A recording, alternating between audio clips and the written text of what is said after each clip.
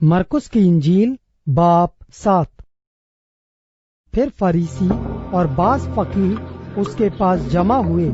वो यरूशलेम से आए थे और उन्होंने देखा कि उसके बाज शागिर्द नापाक यानी बिन धोए हाथों से खाना खाते हैं, क्योंकि फरीसी और सब यहूदी बुजुर्गों की रिवायत पर कायम रहने के सबब जब तक अपने हाथ खूब धो न लें नहीं खाते, और बाजार से आकर जब तक गुस्ल न कर लें नहीं खाते। और बहुत सी और बातें हैं जो कायम रखने के लिए बुजुर्गों से उन्हें पहुंची हैं, जैसे प्यालों और लोटों और तांबे के बर्तनों को धोना। बस फरीसियों और फकीहों ने उससे पूछा, क्या सबब है कि तेरे शागिर्द बुजुर्गों की रिवायत पर नहीं चलते बल्कि नापाक हाथों से खाना खाते हैं? उसने उनसे कहा, यशायाह ने तुम रियाकारों के हक में क्या खूब नबुव्वत की, जैसा कि लिखा है, ये उम्मत होठों से तो मेरी ताजीम करती है, लेकिन इनके दिल मुझसे दूर हैं, और ये बेफायदा मेरी परस्तिश करते हैं, क्योंकि इंसानी अहकाम की तालीम देते हैं। तुम खुदा के हुक्म को तर्क करके आदमियों की रवायत को कायम रखते हो। और उसने उनसे कहा, तुम अपनी रिवायत को मानने के लिए खुदा के हुक्म को क्या खूब बातिल करते हो, क्योंकि मूसा ने फरमाया है कि अपने बाप की और अपनी माँ की इज्जत कर, और जो कोई बाप या माँ को बुरा कहे वो जरूर जान से मारा जाए। लेकिन तुम कहते हो, अगर कोई बाप या माँ से कहे कि जिस चीज का तुझे मुझसे फायदा पहुंच सकता था वो कुर्बान यानी खुदा की नजर हो चुकी, तो तुम उसे फिर बाप या माँ की कुछ मदद करने नहीं देते।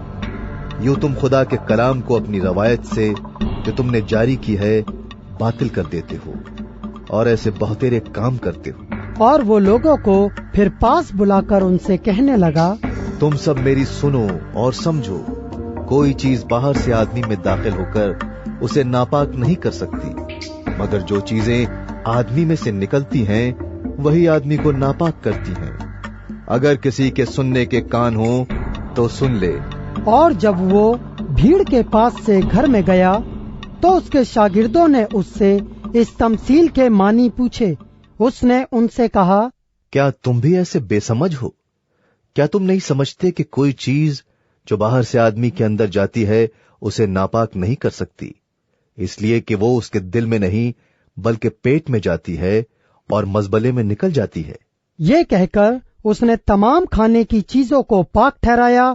फिर उसने कहा, जो कुछ आदमी में से निकलता है वही आदमी को नापाक करता है, क्योंकि अंदर से यानी आदमी के दिल से बुरे ख्याल निकलते हैं, हरामकारियां, चोरियां, खून रेजियां, जिनाकारियां, लालच, बदियां, मक्र, शहवत परस्ती, बदनजरी, बदगोई, शेखी, बेवकूफी, ये सब बुरी बातें अंदर से निकलकर आदमी को नापाक करती हैं। फिर वहां से उठकर सूर और सैदा की सरहदों में गया और एक घर में दाखिल हुआ, और ना चाहता था कि कोई जाने, मगर पोशीदा ना रह सका, बल्कि फीलफौर एक औरत जिसकी छोटी बेटी में नापाक रूह थी उसकी खबर सुनकर आई और उसके कदमों पर गिरी। ये औरत यूनानी थी और कौम की सूरफेने की। उसने उससे दरख्वास्त की कि बदरूह को उसकी बेटी में से निकाले। उसने उससे कहा, पहले लड़कों को सैर होने दे, क्योंकि लड़कों की रोटी लेकर कुत्तों को डाल देना अच्छा नहीं। उसने जवाब में कहा, हाँ खुदावंद, कुत्ते भी मेज के तले लड़कों की रोटी के टुकड़ों में से खाते हैं। उसने उससे कहा, इस कलाम की खातिर जा, बदरूह तेरी बेटी से निकल गई है। और उसने अपने घर में जाकर देखा कि लड़की पलंग पर पड़ी है और बदरूह निकल गई है। और वो फिर सूर की सरहदों से निकलकर सैदा की राह से दिक पुलिस की सरहदों में से होता हुआ गलील की झील पर पहुंचा, और लोगों ने एक बहरे को जो हकला भी था उसके पास लाकर उसकी मिन्नत की कि अपना हाथ उस पर रखे। वो उसको भीड़ में से अलग ले गया और अपनी उंगलियां उसके कानों में डाली और थूक कर उसकी जबान छुई, और आसमान की तरफ नजर करके एक आह भरी और उससे कहा, इफत्ता यानी खुल जा। और उसके कान खुल गए और उसकी जबान की गिरह खुल गई और वो साफ बोलने लगा।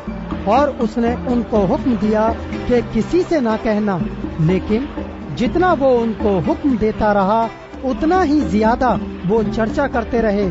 और उन्होंने निहायत ही हैरान होकर कहा, जो कुछ उसने किया सब अच्छा किया। वो बहरों को सुनने की और गूंगों को बोलने की ताकत देता है।